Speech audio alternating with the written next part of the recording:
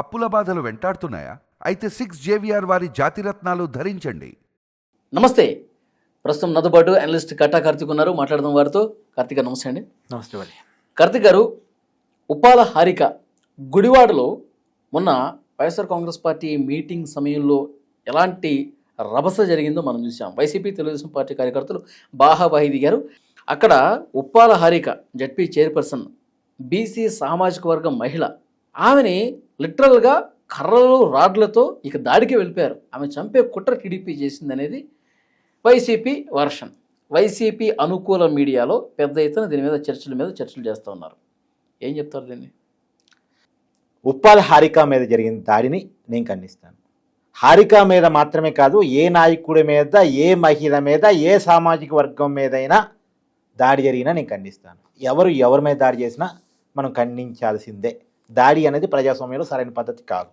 అయితే ఇది నిజంగా దాడి జరిగిందా, లేదు దాడి జరగకుండానే డ్రామా జరుగుతుందా, ఒకసారి చెక్ చేసుకునే ప్రయత్నం మనం చేద్దాం. నిజానికి జరిగింది ఏంది? గుడివాడలో వైసీపీ ఒక సమావేశాన్ని ఏర్పాటు చేసుకుంది. ఆ సమావేశానికి పేరుని అని వస్తున్నారు ఒక సమాచారం తెలుసుకున్న టీడీపీ కార్యకర్తలు ఆయన్ని అడ్డుకోవాలని ఒక చోట కొంతమంది పోగయ్యారు. కారణం ఏంటి? అంతకు ముందు రోజు పేరుని మాట్లాడిన మాటలు.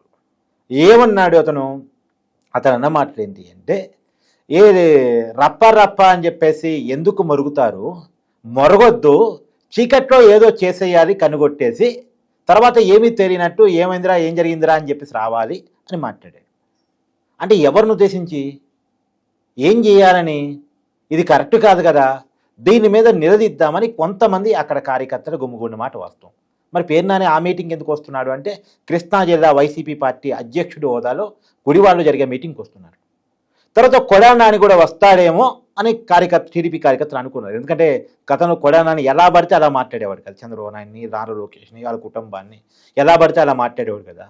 తర్వాత కొన్ని పోస్టర్లు కూడా, ఏమని పోస్టర్లు, చంద్రబాబు నాయుడిని కుప్పంలో ఓడిస్తాను, వైసీపీ గవర్నమెంట్ తిరిగి తీసుకొస్తాను, అలా జరగకపోతే చంద్రబాబు నాయుడు బూట్లు నాక్కుంటూ చంద్రబాబు నాయుడు బూట్ల కాడబడి ఉంటాను అని గతంలో కొడానాని మాట్లాడాడు.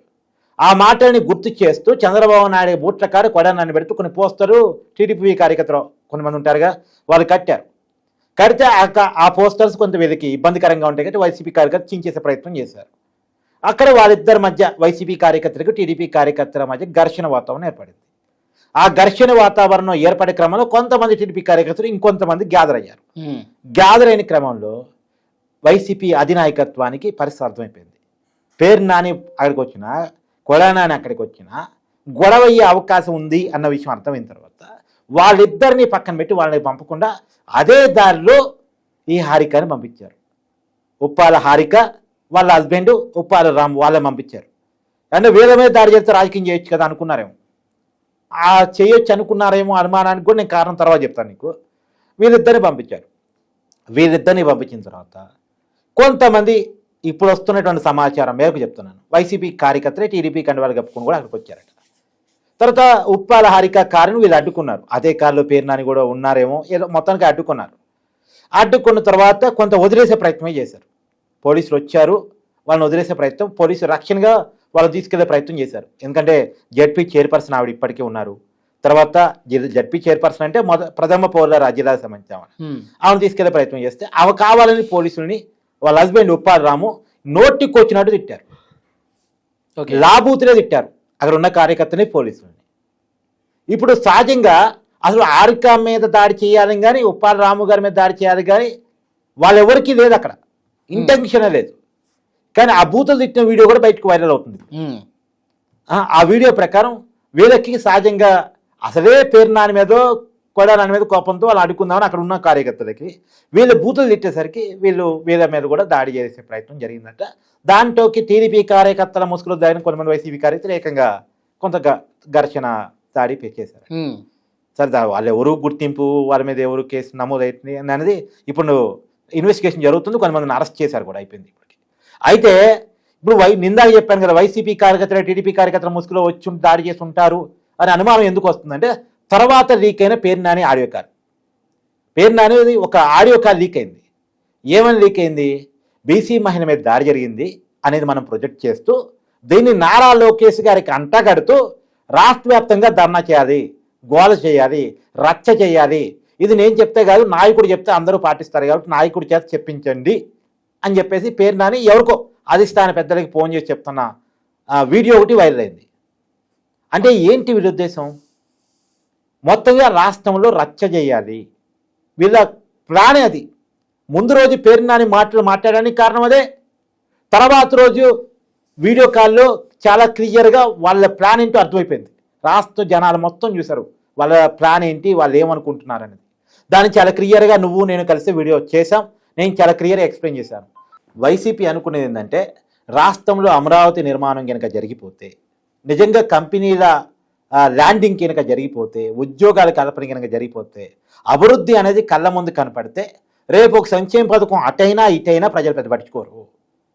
ఇది బాగుంది, ఇలాంటి ప్రభుత్వం కదా మనకు కావాల్సింది అనుకునేటువంటి అవకాశం ఉంటుంది.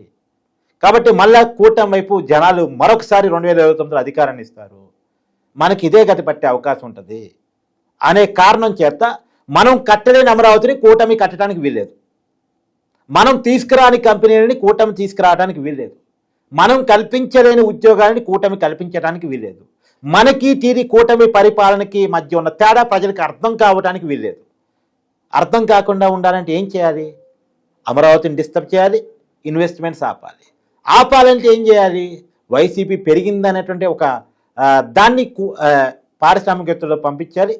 ఇప్పుడు రాష్ట్రంలో శాంతి భద్రతల ఇష్యూ ఉంది అనేటువంటి వాతావరణాన్ని కూడా పంపించాలి.